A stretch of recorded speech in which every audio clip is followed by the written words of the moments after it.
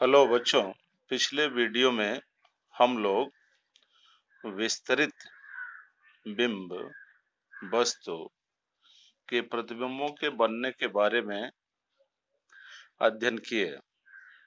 अब इस वीडियो में हम लोग बिंदु वस्तु या बिंदु बिंब के किरण आरेख द्वारा जानने का प्रयास करेंगे। पिछले वीडियो में हम लोगों ने देखा कि विस्तरित बिंबों के प्रतिबिंबों का, जिसमें अवतल दर्पण द्वारा 6 और उत्तल दर्पण द्वारा 2 किरण आरेख खींचकर प्रतिबिंबों की स्थिति का अध्ययन किया। आज हम लोग इस वीडियो में बिंदु बिंब या बिंदु वस्तु यानी पॉइंट ऑब्जेक्ट की स्थिति के अनुसार इनके द्वारा बने प्रतिबिंबों का अध्ययन करेंगे। इसमें 3 किरण आरेख अवतल दर्पण द्वारा और 2 उत्तल दर्पण द्वारा खींचा गया है। जैसे 1 2 3 किरण आरेख अवतल दर्पण द्वारा और 2 जो है उत्तल दर्पण द्वारा खींचा गया है। जैसा कि आप जानते हैं कि प्रकाश स्रोत से अनगिनत प्रकाश की किरणें निकलती हैं, लेकिन प्रतिबिंबों के बनने में हम केवल 2 किरण आरेख खींचते हैं, जो एक फोकस से और एक सेंटर ऑफ कर्वेचर वक्रता केंद्र से। पहले चित्र में देखिए कि बिंदु वस्तु O से पहली प्रकाश की किरण मुख्य अक्ष के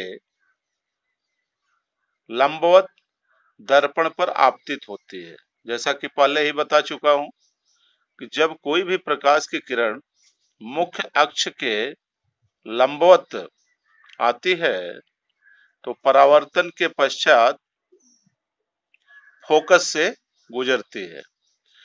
दूसरी प्रकाश की किरण फोकस से आपतित होती है अवतल दर्पण पर और मुख्य अक्ष के समानांतर आई पर आकर के, बिंदु आई पर आकर के मिल जाती है। दर्पण से परावर्तन के पश्चात गुजरती है, परंतु मुख्य अक्ष के समांतर हो जाती है। दोनों परावर्तित किरणों का पहली और दूसरी का प्रच्छेद बिंदु आई बिंदु का वास्तविक प्रतिबिंब होता है। ये आई बिंदु का वास्तविक प्रतिबिंब है। लेकिन दूसरे चित्र के किरण आरेख में अगर आपको यहाँ लिखना हो पहले का नोट कर लीजिए। लिखिए, दोनों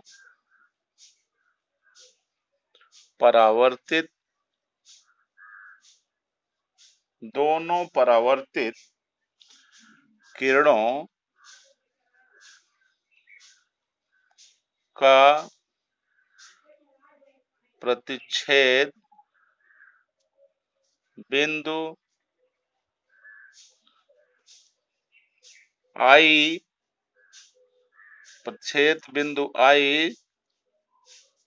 बिंदु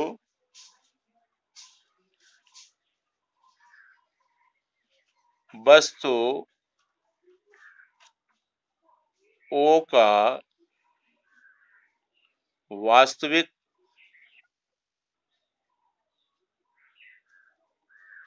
प्रतिबिंब है। दूसरे चित्र में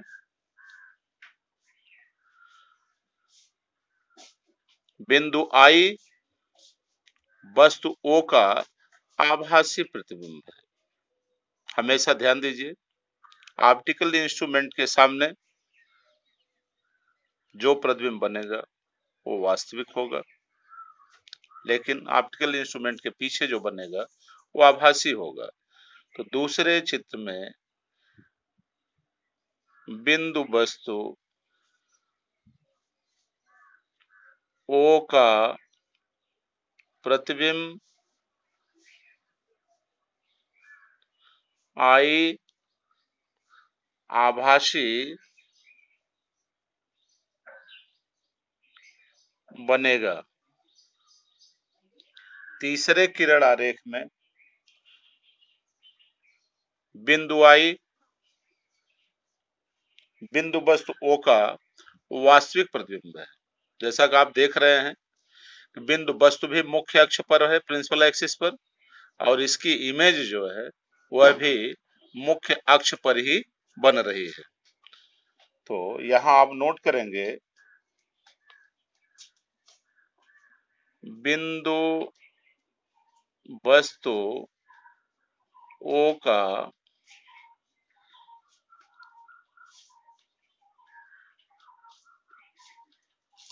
प्रतिबिंब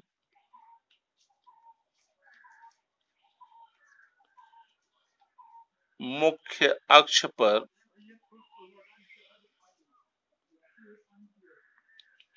वास्तविक है।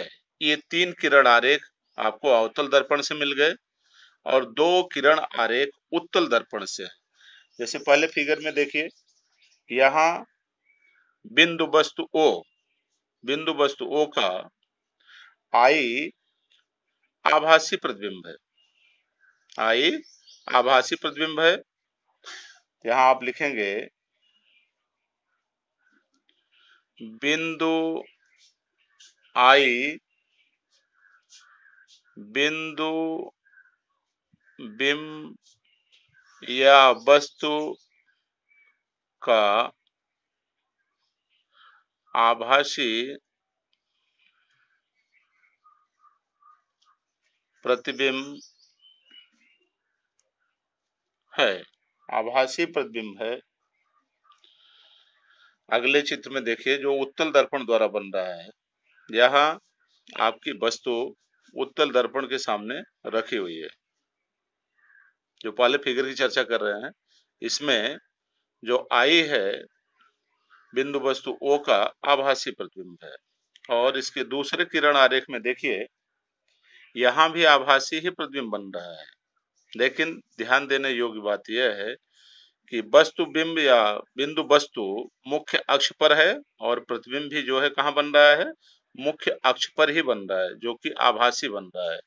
क्या लिखेंगे, बिंदु वस्तु O का प्रतिबिंब मुख्य अक्ष पर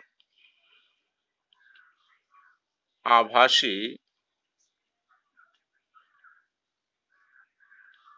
बनता है। मुख्यतः इसमें 2 नियम है बच्चों। जैसे ध्यान दीजिए, बहुत ध्यान देने योग्य बातें हैं कि किसी बिंदु बिंब या वस्तु का अवतल दर्पण द्वारा बना प्रतिबिंब वास्तविक भी हो सकता है और आभासी भी। लेकिन उत्तल दर्पण द्वारा